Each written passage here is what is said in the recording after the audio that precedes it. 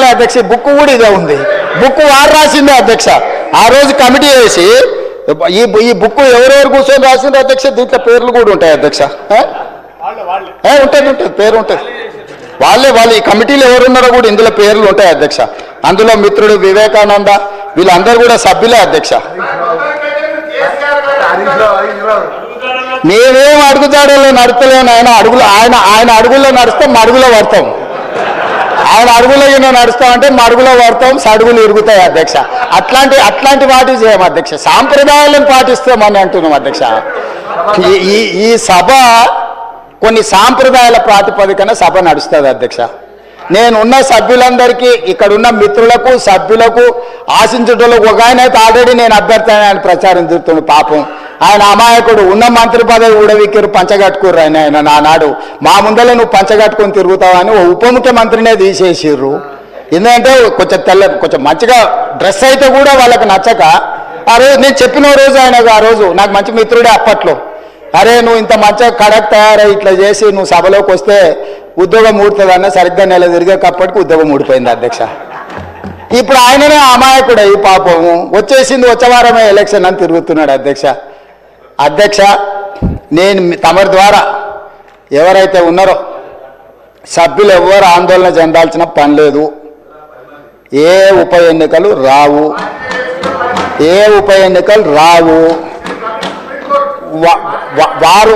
వారి ఉప ఎన్నికలు వారు కోరుకున్నా రావు. ఎందుకంటే ఒకవేళ వారు ఇటొచ్చినా ఎటొచ్చినా ఏ ఉప ఎన్నికలు రావు.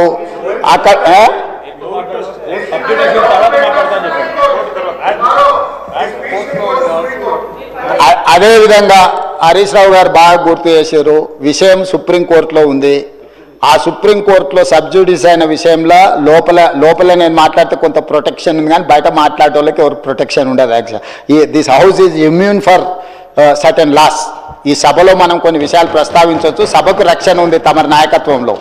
కానీ సభ బయట ఉప ఎన్నికలు వస్తాయి, అయిపోయింది, వచ్చే వారమే ఎన్నికలు, మల్లవారమే ఎన్నికలు, ఇదంతా ఉత్తదే అధ్యక్ష. అదేంది జరిగేది లేదు, పోయేది లేదు, ఎవరు ఆందోళన చెందాల్సిన పని లేదు. ఎందుకంటే ఉప ఎన్నికల మీద మనం దృష్టి పెట్టాల్సిన అవసరం లేదు. అభివృద్ధి మీద నేను ఎందుకు ఇవన్నీ విషయాలు చెప్తున్నా అధ్యక్ష తమరి ద్వారా అంటే, మా దృష్టి ఎన్నికలు ఉప ఎన్నికల మీద లేదు. మా దృష్టి రాష్ట్ర అభివృద్ధి మీద, రాష్ట్ర సంక్షేమం మీద, రాష్ట్రానికి పెట్టుబడులు తీసుకురావాలని, తద్వారా ఉద్యోగ ఉపాధి అవకాశాలు కల్పించాలని, శాంతి భద్రతలను కాపాడాలని, ఈ రాష్ట్రంలో ఎవరైనా తప్పులు చేస్తే వాళ్ళ పట్ల కఠినంగా వ్యవహరిస్తామని చెప్పడానికే ఈ అన్ని విషయాలు నేను ఇక్కడ ప్రస్తావించిన అధ్యక్ష. అంతకుమించి వేరే విషయం లేదు. అందుకే ప్రతిపక్ష పార్టీకి నేను సూచన చేస్తున్నా, మీ పట్ల మాకేం ద్వేషం లేదు. మాకెందుకు ఉంటుంది? ప్రజలు మిమ్మల్ని శిక్షించిండ్రు. ఇప్పుడు మీరు ఒక బాధ్యతతో కూడుకున్న సలహాలు సూచనలు ఇవ్వండి. తప్పకుండా వాటిని అమలు చేస్తాము. ఉప ముఖ్యమంత్రి గారు ప్రవేశపెట్టిన బడ్జెట్లో చాలా సహేతుకత ఉన్నది. మిగతా విషయాలు, చట్టాలు, సాంప్రదాయాలు మా శ్రీధర్ బాబు గారు అనుభవజ్ఞులు, ఎప్పటికప్పుడు బుక్ చూపిస్తూనే ఉన్నాడు, విషయాలు చెప్తూనే ఉన్నాడు. కాబట్టి దయచేసి అందరికీ నేను అడిగేది, అదేవిధంగా అక్బరుద్దీన్ ఓవైసీ గారు కూడా కొన్ని అంశాలను ప్రస్తావించారు. నేను వాటిని డీటెయిల్గా మాట్లాడతాను. ఏ ప్రతిపక్షమైనా మాకు ఇచ్చే సూచనలే మేము డెఫినెట్గా ఓ సమయంలో నేను హౌస్లో ఉన్నా లేకపోయినా మీరిచ్చే సభ్యులు ఏదైతే కోర్ ఇష్యూస్ రేజ్ చేస్తుండ్రో వాటన్నిటిని నేను వింటూనే ఉన్నా, చూస్తూనే ఉన్నా. వాటిని పరిష్కరించుకొని ముందుకెళ్దాం. తమరు సభ్యులకు ఎవరెవరికి అవకాశం ఇవ్వాలనో తమరు అవకాశాలు ఇవ్వండి అధ్యక్ష. నా విజ్ఞప్తి ఒకటే, సూచనలకు సలహాలకు సమయం ఎక్కువ ఇవ్వండి. రాజకీయ దాడి చేస్తాం, ఎదురు దాడి చేస్తాం, క్షణికావేశంలో యాసిడ్ దాడులు నేను చూస్తుంటాం కదా అధ్యక్ష. అట్లాంటి యాసిడ్ దాడులు లాంటి ఆలోచనలతో ఇక్కడ మాటలు మాట్లాడితే అది రాష్ట్రానికి నష్టం జరుగుతుంది. రాష్ట్రానికి నష్టం కలిగించే మాటలు ఎవరు అక్కడి నుంచి మాట్లాడినా, ఇక్కడి నుంచి మాట్లాడినా, ఎక్కడి నుంచి మాట్లాడినా వాటిని నియంత్రించండి అధ్యక్ష.